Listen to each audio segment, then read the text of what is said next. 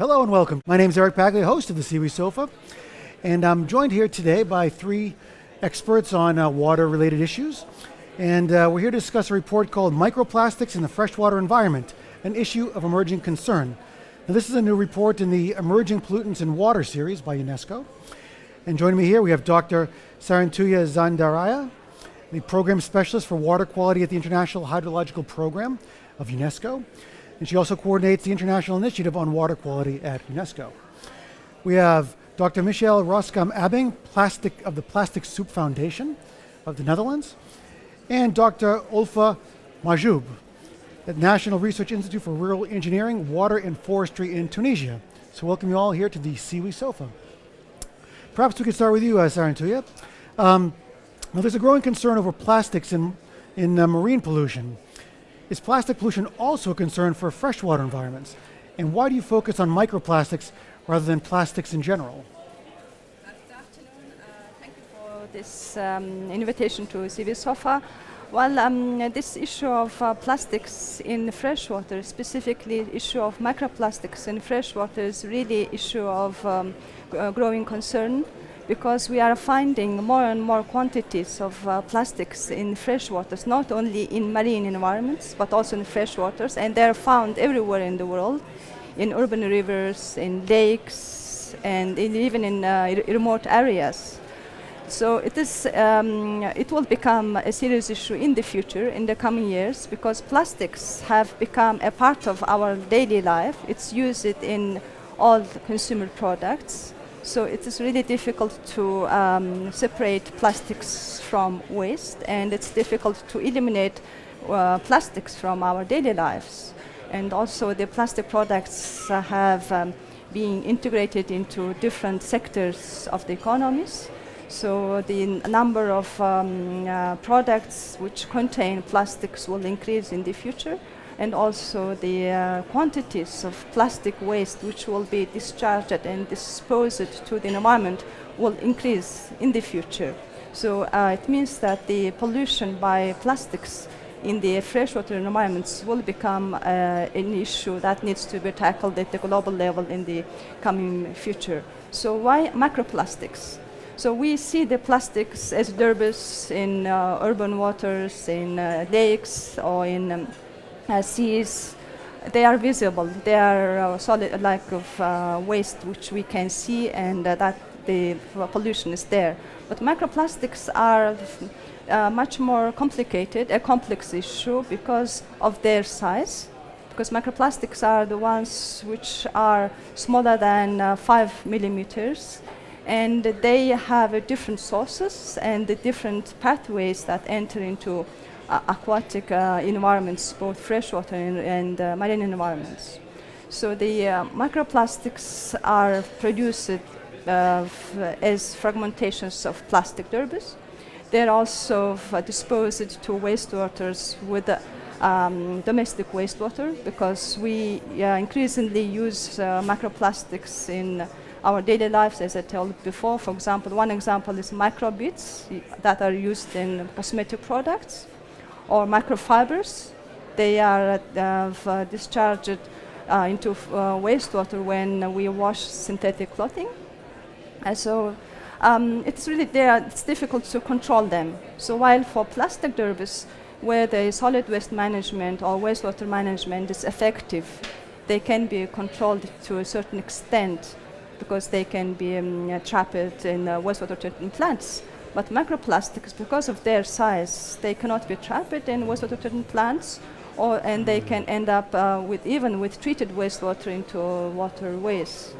So this is one of the reasons that we are focusing on microplastics, and it really requires a different kind of approach than the plastic pollution. And what's UNESCO's role in tackling this problem of microplastics in freshwater? Yeah. Well, UNESCO is the main organization within the UN system with the mandate on science, promoting research and education. So microplastics is a new emerging issue, both as an environmental concern, as a research agenda. So if we look at the research on plastics as aquatic pollution, And the number of research which focuses on microplastics in freshwater may represent less than 5%, while there is plenty of research on plastics in marine environment. So we really have very little knowledge, scientific understanding on microplastics, specifically in freshwater environments. So it is an area which is not well studied. We know little about their pathways that enter into freshwater environments or marine environment. We know very little about their accumulation in the aquatic environment or even bioaccumulation in the aquatic organisms. We also have little scientific knowledge on the human health and ecological risks of these pollutants once they are present in the aquatic environments. And also we have very little scientific and monitoring data on the presence of these pollutants in freshwater environments. So there is really need to improve scientific research, promote scientific research, and collect more scientific data in order to improve the scientific understanding so that we can make science-based, informed decision-making to tackle this issue of growing concern. So that's why the UNESCO's role is there, that we need to promote research and also draw attention of the scientific community to this pressing issue, so that this can also be included in the scientific agenda, and we can generate new knowledge, new scientific data, which can be made available to decision makers so that they can take appropriate solutions and policies. Michiel, your organization has a very evocative name, the Plastic Soup Foundation. Now, what can you tell us about the main findings of this study that we're talking about here today? Yes, it is, the study is about creating awareness among citizens, but also on scientists and politicians. There is some awareness among the citizens about marine litter, but hardly any about pollution in the freshwater systems. And there is another big difference between both. Countries can difficultly be held responsible for the marine litter, but they can for the water quality of their own water systems. Mm-hmm. So policy governments should take the lead to make rules and binding regulation in order to mitigate this pollution problem. You can perhaps say a few words about your organization, this plastic soup metaphor. Is that like the swirling? Yeah, it is. It is the image of a soup with suspending little pieces of plastic, which is in fact the case. You have the larger items, and you have all kinds of other types of plastic, microplastics, even the nano-sized plastic.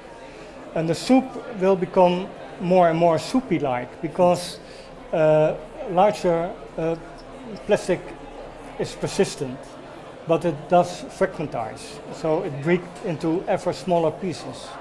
And then it can be easily encounter biota and ingested by animals. That's perhaps a big fear. Yeah, perhaps, Sarantai, you can expand upon that a bit. Is there enough scientific evidence about the risks of microplastics in fresh water, both to human health and to the aquatic biota such as fish? Well, the scientific evidence is actually lacking, and that's the main reason that UNESCO has launched a case study on microplastics in freshwater environments, and this case study is part of the UNESCO flagship project on emerging pollutants in water and wastewater, and this case study has been conducted in collaboration with the Plastic Soup Foundation. So the main aim of our case study is to document existing scientific knowledge and research on the human health and ecological risks of microplastics present in freshwater environments, not in marine environments, because there is a certain extent of research focused on marine environment. But on the freshwater health effects, we don't have any, or I can say maybe no scientific evidence. Some research studies are being taken place in universities in Germany and also in the UK and some other developed countries such as the US, Canada or Japan. But they have documented the microplastics ingested by aquatic organisms such as plankton. But there is really little scientific evidence whether that microplastic ingested by aquatic organisms will have effect on those organisms, and whether that will also enter into the food chain and will have impact on human health.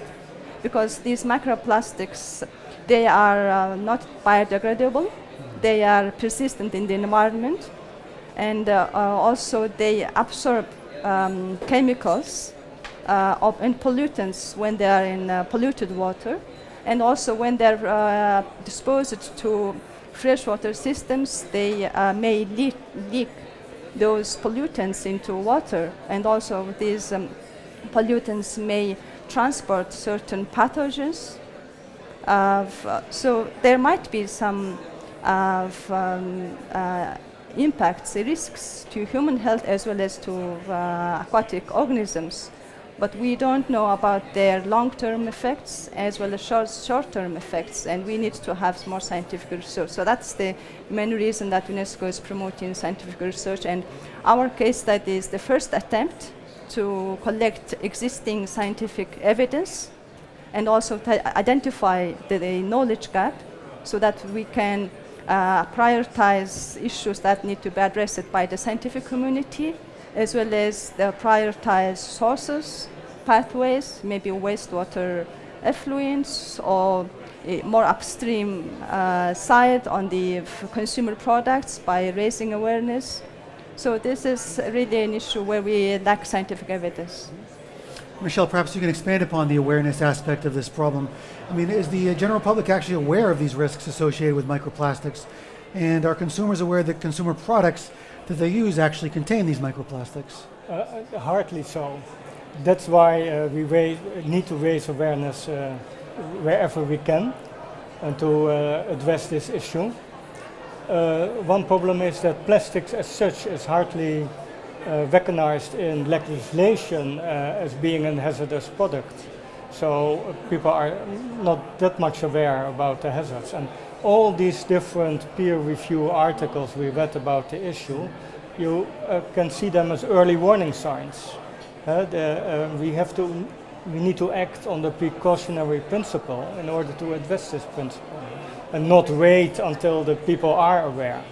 Right. But meanwhile, create awareness, of course. I mean, how do you create awareness? Do you have any ways of getting this message out? Yes, we are campaigning, for instance, on the microbeads in cosmetics.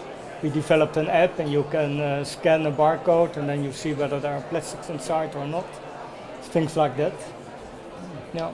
Very good. I think it's really important to raise awareness among consumers and the general public about the consequences of our behaviors or our lifestyles on the environment as well as at the end on our human health. For example, the microbeads is one of the most known microplastic, and it's widely used in cosmetic products, and I'm not really sure whether women in both developed and developing countries are aware that the microbeads contained in cosmetic products may have consequences that they would not want to see as a result of their action. But for example, I have recently read a study by social scientists in UK who had surveyed different stakeholders like users and those who work in beauty salons, so those who sell cosmetic products. They informed about these consequences of microbeads entered into the waterways as a human health and ecological risk. And then afterwards they have asked whether they would stop using cosmetic products containing microbeads or microplastics, and only I think a small percentage would say that they were concerned and they would maybe think about a different choice, for example, containing more natural products, while others said they would continue using the same products because they are not so much concerned, and for them it's not really a priority. So this really shows that people are first not aware, and secondly, this is not really a priority compared to other issues that are of concern to them. And so I think this issue of microplastics in freshwater is not only to be something to be concerned by the scientific community in the water sector, but I think it concerns all sectors, private sector, those who produce products containing microplastics, or those who produce packaging products, as well as solid waste managers, urban planners, and decision makers. So it concerns everyone. Yeah. So what recommendations do you make in the new UNESCO report to deal with this problem? Yeah. So our case study report is going to be published very soon, in a couple of months, and this publication will be first the pioneering publication on this topic, on the freshwater pollution by microplastics, and it is going to have a preliminary review of existing scientific knowledge. And so based on this scientific literature review, we have made some recommendations. So we have policy recommendations first to raise awareness among all stakeholders, both in water and non-water sectors. And the second, being the scientific organization, UNESCO, we really would like to push towards having more scientific knowledge, more scientific data on all aspects of microplastics throughout its life cycle chain, from the production to consumption, and then how it enters freshwater resources, through which ways, and what are the possible actions that needs to be taken at different steps of this life cycle. So the policy recommendations address different stakeholders, and they are both technical and policy oriented. But the main two messages are raise awareness and have more scientific research and data. Very good. There's also a Tunisian report as well that you're launching. Yes.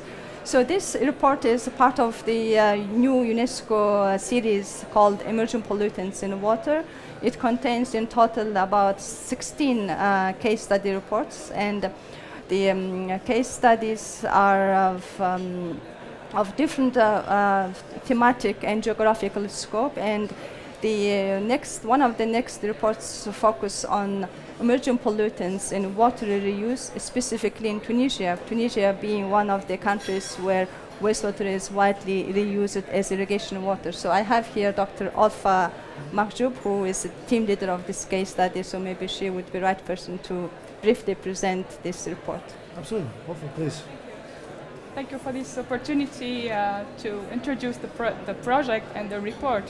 I just would like to follow up on what has been said about microplastic. Microplastics are an issue not only for developed country but also for developing country, where we have very little information about the consumption first. So we do not have a lot of information about the sources and the amount that is released in the environment. So this is a very big issue related to the consumption and the public behavior. Coming to the report that will be published about the wastewater reuse and about the emerging pollutant in wastewater in the context of reuse in agriculture.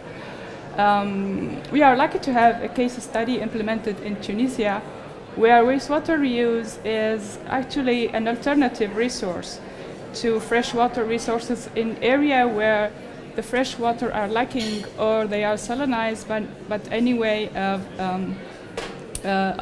environmental threats. So the case study that was implemented in this framework is about a region in Tunisia where wastewater reuse has been released since the 80s, so since a long time. And in that particular area, the groundwater is already polluted with seawater intrusions, and with nitrates. So these are two threats to the water resources there. So the farmers there, they are using the treated wastewater to irrigate their crops. And they are also conjunctively used in the groundwater for irrigation when the quality of the treated wastewater is very low, for example, or when they do have insufficient amount for their crops.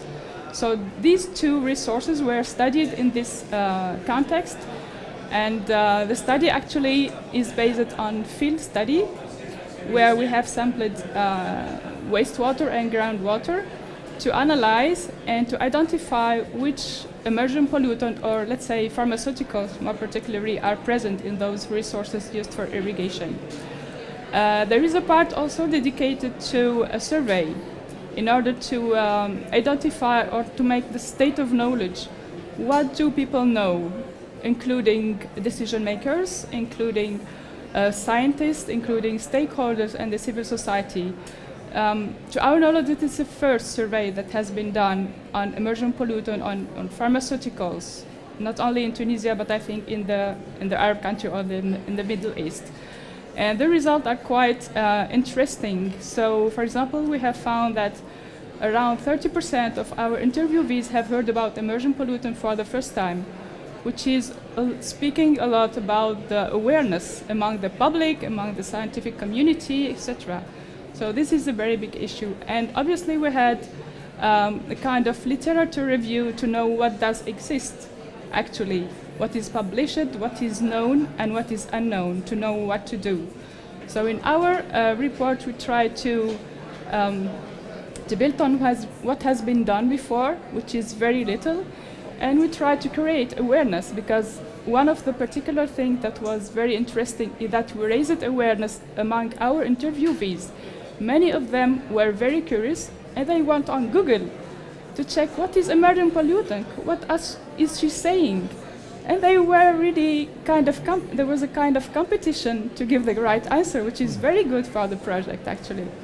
So I think that the project will advance knowledge, and it will be available to the decision makers and to the stakeholders, because they have heard about this since a long time, but it was very difficult to convince them about the risk to health and about the risk to environment. And also it will enforce it will add on the enforcement of regulation in our country also. What would you say is the most important gap right now regarding emerging pollutants? Well, actually we have identified several gaps. Well, the broad pictures gives gap about knowledge. The scientific knowledge first, where among scientists, let's say, when we say 10 nanograms per liter, it doesn't speak to the public. And there is a gap of knowledge, among the general public, when we say, what do you do with your pharmaceuticals? Do you throw them out, or do you give them back to the pharmacist? So this is a gap of knowledge, what we refer to as awareness. There is a second gap of knowledge related to the availability of analytical equipment, or we can call that a lack, or inefficient use. So some institutions, they have the analytical equipment, but they are inefficiently used. They are lacking consumables or whatever, because analyzing emerging pollutant and pharmaceutical takes a lot of time. It's a hard work. And there is a gap of regulatory framework also, because we have very little data about that, so we do not have the background to set the regulation. And also there is a lack of human capacities, because this needs skilled people to work on this advanced equipment. So we have to work, let's say these are the main gaps that we have identified, but the gap related to knowledge is very important, because we cannot manage what we do not know. At least we should know what are the sources and how to handle this emerging pollutant. And the gap is really a global gap in terms of scientific knowledge, policy, and regulatory frameworks and data. And with regard to microplastics in freshwater, the gap is really an important issue in developing countries. For example, the UNESCO case study on microplastics has reviewed 31 existing scientific literature covering 16 countries all over the world. And we have found microplastics in lakes, in remote lakes like Lake Hovsgol in Mongolia, or Great Lakes in Canada, or in US, and urban rivers in Chicago, and many rivers in Europe, Italy, Switzerland, Germany, wastewater in Netherlands, wastewater treatment plant effluents in Russia, Lake Geneva. But there were really little data on developing countries. So we found only one research in Uruguay, where the microplastic was found in freshwater fish, one research in Mongolia, one research in China, but all the other, another one research which documented the microplastics present in Lake Victoria in Tanzania in Africa, but all the other research were focusing on developed countries. So there is a need to fill not only this gap in terms of scientific knowledge, data, and policy, but also the gap of human capacity and scientific capacity to do more research, more focusing on developing countries where problem is much more serious, because wastewater treatment plants are ineffective, solid waste management is also ineffective, and the pollution level in rivers by all different sorts of pollutants, including emerging pollutants and microplastics, is much more serious than in developed countries. So that's why UNESCO really focuses on this topic, and our main aim is to promote scientific knowledge, build human capacities, and also bridge the science policy gap in order to improve water quality, which is necessary to achieve the Sustainable Development Goals of the 2030 UN agenda. Mm-hmm. Well, you've certainly convinced me that microplastics in freshwater environments are an issue of emerging concern. I'm very happy to hear that UNESCO is on this and providing these case studies that will help us raise awareness and fill in some of these knowledge gaps. So thank you very much for joining us here on the SIWI Sofa today. Thank you very much. Thank you. Thank you. And thank you for tuning in to the SIWI Sofa. Stay tuned for more episodes throughout the World Water Week.